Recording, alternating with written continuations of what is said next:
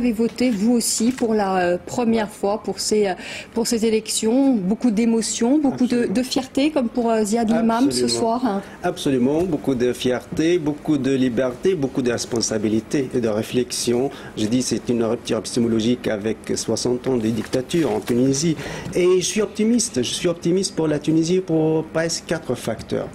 Tout d'abord, le taux d'éducation.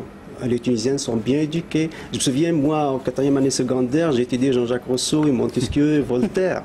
Donc, deuxième élément, c'est la cohérence de la société tunisienne ethnique et religieuse. Nous sommes tous presque arabes, musulmans, sunnites et malikites, donc modérés.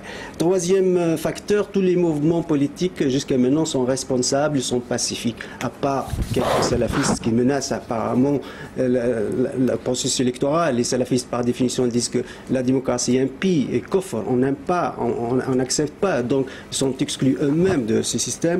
Et quatrième facteur, c'est la tradition électorale en Tunisie. Il y avait même sous le règne de Bourguiba ou de Ben Ali, à un niveau donné, une tradition électorale, des élections correctes au sein des universités, par exemple, au sein de l'IGET, l'Union Générale des Travailleurs Tunisiens, par exemple. Là, on avait cette tradition d'aller aux urnes et de lire démocratiquement et avec transparence nos élus.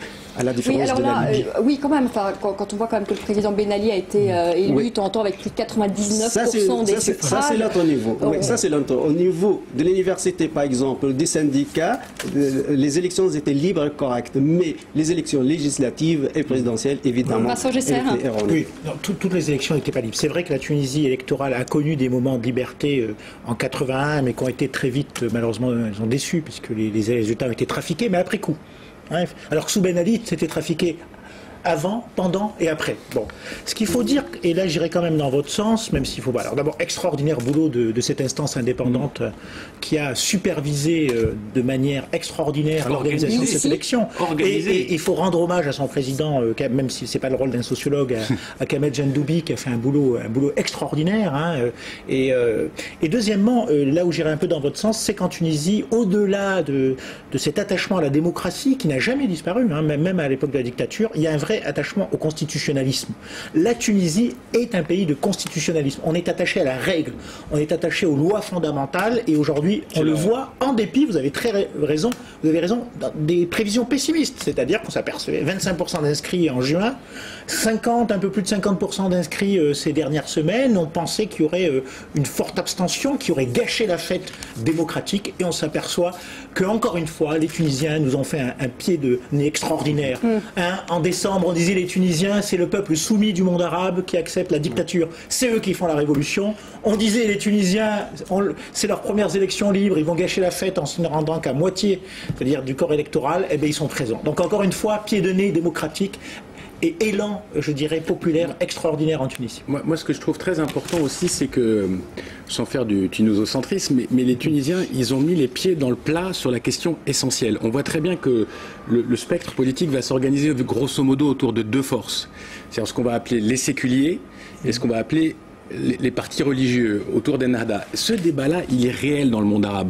On l'a escamoté pendant des années par des régimes autoritaires, par toutes sortes de trucs. Mais finalement, on y revient. Et on est dans la confrontation d'idées. Et dans le débat constitutionnel, ça va remonter. Alors, il faut attendre les résultats des élections, parce qu'on va voir quel est le rapport de force, justement, entre le parti Ennahda et les autres partis qui se réclament d'une autre culture, et on verra comment tout ça réglera des problèmes constitutionnels extrêmement importants. Et on va en parler de tous ces partis politiques. On a déjà un chiffre, je vous le disais au début de cette émission, c'est 70% de participation, et ce, 3 heures avant la fermeture des bureaux de vote. Donc on peut imaginer que cette participation sera peut-être encore plus élevée. Et aujourd'hui, eh bien, c'est une victoire, ce que vous disiez, en tout cas une première victoire, Vincent Gesser, pour la démocratie. Peut-être les Tunisiens aujourd'hui qui fêtent, c'est peut-être d'ailleurs le premier jour où ils fêtent la chute de Ben Ali. Alors pour bien comprendre... On n'a pas fait la fête en Tunisie, hein.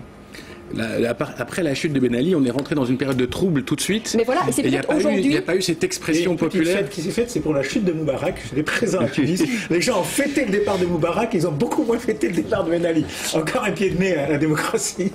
Alors pour bien comprendre les choses, les Tunisiens ont voté ce dimanche. Pourquoi et pour qui? Tout de suite, les explications avec